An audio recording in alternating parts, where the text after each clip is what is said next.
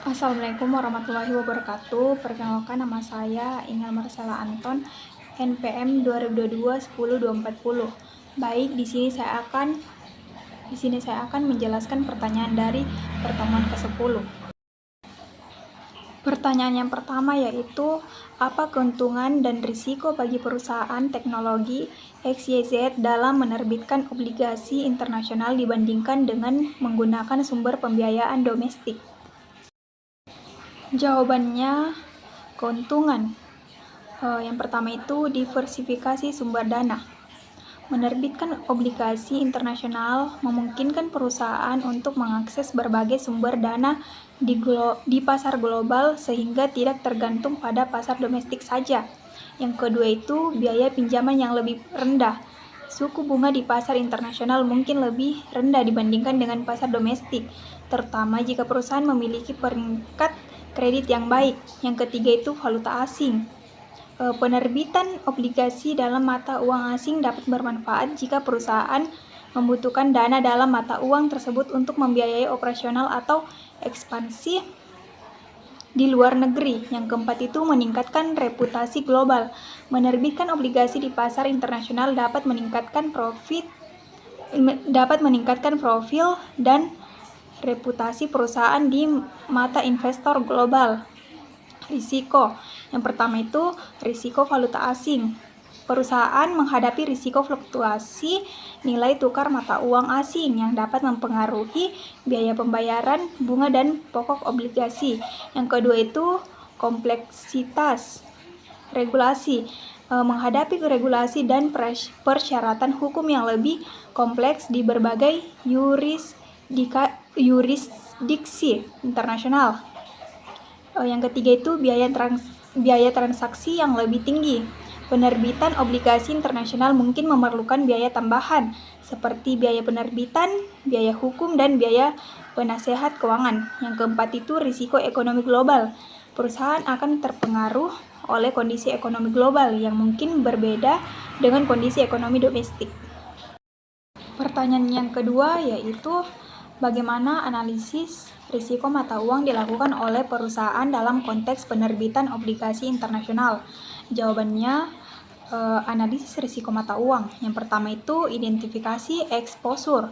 Perusahaan perlu mengidentifikasi dan mengukur eksposur terhadap fluktuasi nilai tukar mata uang asing, termasuk pendapatan, biaya aset, dan kewajiban dalam mata uang asing. Yang kedua itu penggunaan derivatif.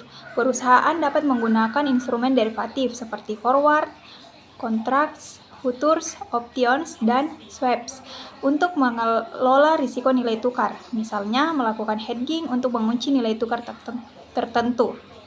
Yang ketiga itu strategi natural hedging. Menggunakan pendapatan dalam mata uang asing untuk membayar kewajiban dalam mata uang yang sama sehingga mengurangi eksposur terhadap fluktuasi nilai tukar. Yang keempat itu diversifikasi portofolio mata uang. Menjaga diversifikasi portofolio mata uang untuk mengurangi risiko terkait dengan satu mata uang tertentu. Yang kelima, monitoring dan pelaporan. Secara rutin memonitor pergerakan nilai tukar dan melaporkan risiko mata uang kepada manajemen untuk mengambil tindakan yang diperlukan secara tepat waktu. Yang keenam itu konsultasi dengan pakar. Melibatkan konsultan keuangan atau ahli dalam valuta asing untuk mendapatkan saran dan strategi terbaik dalam mengelola risiko mata uang. Baik, selanjutnya pertanyaan yang ketiga yaitu, bagaimana peluang ekspansi ke pasar Asia Tenggara dapat meningkatkan nilai perusahaan? Jawabannya, peluang ekspansi ke pasar Asia Tenggara. Yang pertama itu pertumbuhan pasar yang tinggi. Asia Tenggara dikenal dengan tingkat pertumbuhan ekonomi yang cepat dan populasi yang besar, menyediakan pasar potensial yang luas untuk produk dan layanan perusahaan. 2. Diversifikasi geografis. Ekspansi ke pasar baru dapat mengurangi ketergantungan perusahaan pada satu pasar tunggal, mengurangi risiko bisnis dan volatilitas pendapatan. Yang ketiga, efisiensi biaya. Beberapa negara di Asia Tenggara menawarkan biaya produksi dan tenaga kerja yang lebih rendah, yang dapat meningkatkan margin keuntungan perusahaan. Yang keempat itu inovasi dan teknologi. Pasar Asia Tenggara memiliki permintaan yang tinggi terhadap inovasi dan teknologi baru, sehingga perusahaan teknologi dapat memanfaatkan tren ini untuk meningkatkan penetrasi pasar. Yang kelima, kemitraan strategis. Kesempatan untuk menjalin kemitraan strategis dengan perusahaan lokal yang memiliki pemahaman yang baik tentang pasar setempat, membantu mempercepat pertumbuhan dan adaptasi perusahaan.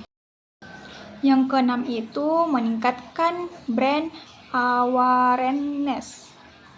Kehadiran di berbagai pasar internasional dapat meningkatkan kesadaran merek atau brand awareness dan reputasi global perusahaan yang pada gilirannya dapat meningkatkan nilai perusahaan. Baik, itulah yang sempat saya sampaikan. Mohon maaf atas segala kekurangannya. Assalamualaikum warahmatullahi wabarakatuh.